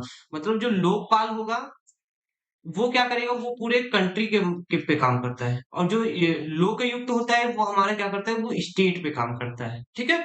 ये बिल्कुल सिमिलर होता है, बट ये स्टेट पे लोकायुक्त काम करता है। तो यहाँ पे देख भी सकते हो, Lokpal operates at the central level and while Lokayukta operates at the state level, and both aiming to address corruption in the public offices, ठीक है। तो ये क्लियर हो गया होगा। तो हम सब लोग आगे चलते हैं और आगे देखते हैं पावर ऑफ हाई कोर्ट्स की। पावर क्या होती है हाई कोर्ट्स की, देखो आगे हम सब लोग नेक्स्ट यूनिट में बहुत अच्छे से हाई कोर्ट, सुप्रीम कोर्ट को पढ़ेंगे, लेकिन हम यहाँ पे भी थोड़ा सा देख लेते हैं। देखो यहाँ पे judicial power, here appeals and original cases specially in the constitutional matters. जो हाई कोर्ट होता है, जो कॉन्स्टिट्यूशनल मैटर्स होते हैं उनके लिए यहाँ पे हाई कोर्ट में सुनवाई होती है, जो कि ओरिजिनल केसेस होते हैं। And constitutional powers like interpret the constitution and declare laws of the unconstitutional, ठीक है। अगर यहाँ पे क्या करता है, इंटरप्रेट कर सकते हैं कॉन्स्टिट्यूशन को, और साथ में ही क्या कर सकते हैं, कोई भी जो लॉ बनाया गया है उसको अनकॉन्स्टिट्यूशनल भी घोषित किया जा सकता है। एंड साथ में रिट ज्यूरिसडिक्शन। अब रिट के बारे में थोड़ा सा आपको बता देते हैं। तो रिट क्या होता है, कि रिट यहाँ पे ऐसी चीजें बताता है कि कोई पर्सन भी वो काम कर सकता है या नहीं कर सकता है। जैसे कि क्या हुआ कि यहाँ पे जैसे एक पर्सन था, ए नाम का पर्सन था, यहाँ पे पुलिस आई, उसको उठा करके क्या ले गई, जेल में डाल दिया बिना कोई रीजन के। तो अब आप, भाई आप सब लोग सोचेंगे कि पुलिस से कोई पंगा नहीं लेना चाहिए या कुछ नहीं चाहिए, तो आप क्या कर सकते हैं, रिट ज्यूरिसडिक्शन ये कहता है कि आप क्या कर सकते हैं, एक हेबस कॉर्पस नाम का एक रूल है, जो कि हमारे रिट ज्यूरिसडिक्शन के अंदर आता है। आप उसके खिलाफ क्या कर सकते हैं, अगर किसी ने डिटेन किया है किसी पर्सन को डिटेन का मतलब कब्जा किया, वो जेल में डाला है बिना कोई रीजन के, तो आप हेबस कॉर्पस के थ्रू आप क्या कर सकते हैं, इसको बाहर निकाल सकते हैं। ठीक है, तो ये चीज आप याद ध्यान रखिए। तो रिट ज्यूरिसडिक्शन क्या है, issue writ to enforce rights and ensure justice. ठीक है, जस्टिस मिले और साथ में इन्फोर्स करे राइट्स के लिए। ऐसा नहीं है कि जो मना है वो किया, आपको राइट्स जो है उसी के हिसाब से काम करने हैं। अगर वो वायलेट करेगा तो रिट ज्यूरिसडिक्शन के थ्रू उसको पनिशमेंट मिलेगी। ठीक है, एंड सुपरवाइजरी पावर क्या कहती है, overseas subordinate courts and tribunals. ठीक है, एंड इसकी सुपरवाइजरी पावर होती है क्योंकि ये सबऑर्डिनेट कोर्ट और जो ट्रिब्यूनल्स होते हैं उनसे ये पावरफुल होता है। And contempt power, the hold individual in the contempt for the disobeying court orders. जो अगर कोर्ट के ऑर्डर्स को फॉलो नहीं करता है तो उसको क्या करेगा, कंटेम्प्ट या होल्ड कर देगा इंडिविजुअल्स, उसको मतलब सजा दी जाएगी। ठीक है, तो वहीं पे देख सकते हो इसकी फंक्शन क्या है, फंक्शन है एडजुडिकेशन। देखो देख सकते हो, resolve civil, criminal and constitutional disputes. तो यहाँ पे ये सभी डिस्प्यूट्स हैंडल किए जाते हैं। And review and appeal, review decisions of the lower courts. तो लोअर कोर्ट जैसे सबऑर्डिनेट कोर्ट हो गया, डिस्ट्रिक्ट लेवल के कोर्ट्स हो गए, उनके जो डिसीजंस है उनको रिव्यू किया जाता है हाई कोर्ट में। एंड हाई कोर्ट के जो लेवल, हाई कोर्ट के जो हमारे डिसीजंस होंगे वो सुप्रीम कोर्ट में रिव्यू किए जाते हैं। ठीक है, एंड जुडिशियल रिव्यू क्या कहता है, ensure laws comply with the constitution. अगर कॉन्स्टिट्यूशन के थ्रू लॉ कंप्लाई करना चाहिए, और ये भी हमारा हाई कोर्ट में क्या कर सकते हैं, रिव्यू कर सकते हैं। एंड एडमिनिस्ट्रेटिव फंक्शन क्या होता है, manage the administration of the justice and appeal judicial officers. Okay, and last है हमारा पब्लिक इंटरेस्ट लिटिगेशन। ये क्या होता है, इसमें हम पब्लिक के इंटरेस्ट के जो भी केसेस होते हैं उनको हम एड्रेस करते हैं, जो कि मैंने अभी पहले ही यहाँ पे डिस्कस कर लिया था, पहले ही topic. And power of subordinate code क्या होता है, and judicial power here and decide the civil, criminal and family matter जो भी होते हैं एज पर जुडिशन वो हैंडल किए जाते हैं। एंड सेंटेंसिंग पावर क्या होती है, इम्पोज पेनाल्टीज और sentences based on the law applicable to the case. And inherent power have the authority to take necessary action to ensure justice like issuing summons and warrants। तो अब यहाँ पे क्या कर सकते हैं, ये इनहेरेंट पावर होती है किससे, हाई कोर्ट से। तो ये इसमें क्या होती है, authority for the necessary action, जैसे जस्टिस है, किसी के खिलाफ वारंट जारी करना, तो वो सभी चीजें ये सबऑर्डिनेट कोर्ट कर सकता है। ठीक है, ओरिजिनल ज्यूरिसडिक्शन क्या होता है, here cases filed for the first time specially in the lower value disputes. जो पहली बार केस को क्या किया जाता है, फाइल किया जाता है, उनको यहाँ पे सबऑर्डिनेट कोर्ट में यहाँ पे हैंडल किया जाता है। लेकिन अगर वो बार बार केस चल रहा है तो हाई कोर्ट में भी जा सकता है, और ऊपर भी सुप्रीम कोर्ट तक, हुआ सुप्रीम कोर्ट तक तो बहुत ही कम लेवल पे जाते हैं ना केस। तो ये है, अब देखो अगर इतने सारे हमारे पास केस हैं, मतलब पूरे इंडिया में पता नहीं कितने सालों के केस अभी पेंडिंग में है, लेकिन अगर यहाँ पे सबऑर्डिनेट कोर्ट और हमारे पास ट्रिब्यूनल्स नहीं होंगे तो क्या होगा, ये केसों के मामले हैंडल हो पाएंगे नहीं ना। तो इसीलिए क्या होता है, सुप्रीम कोर्ट और हाई कोर्ट में सिर्फ मेन मैटर रखते हैं, और सबऑर्डिनेट कोर्ट ही अपने डिस्ट्रिक्ट लेवल के यहाँ पे जो डिस्प्यूट्स होते हैं उनको हैंडल कर लेता है। तो इसके कुछ हम फंक्शंस भी देख लेते हैं। इसमें क्या है, case adjudication, dispute resolve dispute at the local and district level, and recording evidence, so conduct trials and collect evidence presented at the parties involve. तो जो भी पार्टीज इन्वॉल्व है इस केस में, तो उनके क्या करती है, एविडेंस कलेक्ट करती है, और ट्रायल्स भी, अगर कोई जैसे इन्वेस्टिगेशन करनी है तो इश्यूज ऑर्डर्स एंड जजमेंट, तो deliver judgment based on the law and fact of the case. तो ऐसा नहीं है कि हाई कोर्ट और सुप्रीम कोर्ट ही कर सकता है, ये भी कोर्ट अपने लॉ को फॉलो करते हुए ये क्या कर सकती है, डिसीजन सुना सकती है, जस्टिस दे सकती है। And conducting trials, hold trials in the criminals and civil cases ensure due to the processes. And वहीं पे क्या कर सकता है, local dispute resolution provide the accessible justice for the local communities, handle a large volume of the case। क्योंकि देखो जो छोटी कम्युनिटी होती है उसमें ज्यादा से केसेस, लड़ाई मारपीट ये सब चीजें होती रहती हैं, तो वहां पे क्या हो, उनको न्याय मिल पाए, इसीलिए क्या होता है, ये जो है सबऑर्डिनेट कोर्ट जो है वो एक्सेसिबल जस्टिस है फॉर द लोकल कम्युनिटीज। ठीक है, जिसमें कम फीस भी पड़ेगी और आपका केस भी यहाँ पे सुनवाई हो जाएगा। तो वहीं पे एक लास्ट सीन जो है वो भी हम देख लेते हैं। Subordinate court are the part of the hierarchical system and following below the high courts, and they, देखो ये क्या कहता है कि सुप्रीम कोर्ट, फिर हाई कोर्ट, फिर सबऑर्डिनेट कोर्ट। तो जो सबऑर्डिनेट कोर्ट है वो हाई कोर्ट के नीचे है, and they include various type of courts such as, अब सबऑर्डिनेट कोर्ट के अंदर जैसे हमारे पास डिस्ट्रिक्ट कोर्ट आ जाता है, सिविल कोर्ट आ जाता है, क्रिमिनल कोर्ट आ जाते हैं, तो ऐसे हमारे पास बहुत सारे कोर्ट्स आ जाते हैं। तो अगर इनके बारे में ज्यादा डिटेल में पढ़ना है तो आप गूगल पे सर्च करेंगे तो सिंपल मिल भी जाएगा। तो ये जो हमारी यूनिट थी मैंने कंप्लीट कर दी है। मुझे लगा कि जितने भी टॉपिक इम्पोर्टेंट हैं, जहाँ पे मुझे लगा ज़्यादा एक्सप्लेनेशन की ज़रूरत है, वहाँ पे मैंने दे दिया है अच्छे से एक्सप्लेनेशन। तो आप ये क्या कर सकते हैं, इस यूनिट को तैयार कर सकते हैं। अगर आपको इसको पीडीएफ भी चाहिए, तो आपको मैं लिंक डिस्क्रिप्शन बॉक्स में दे दूँगा, वहाँ से आप डाउनलोड कर सकते हैं। और अगर ये वीडियो अच्छा लगता है, तो लोगों के साथ शेयर कर सकते हैं और क्या कर सकते हैं, वीडियो को लाइक कर सकते हैं और कमेंट कर सकते हैं, जिससे क्या हो हमें पता चल पाए कि लोगों को कैसी वीडियो लग रही है और साथ में जो मैं पीडीएफ बना रहा हूँ, इतनी मेहनत लगती है, तो वो कैसी आपको लग रही है। तो ये सभी चीज़ें अगर मुझे बतानी है तो आप कमेंट कर सकते हैं एंड मिलते हैं नेक्स्ट वीडियो में। Till then keep happy, keep smiling and stay productive.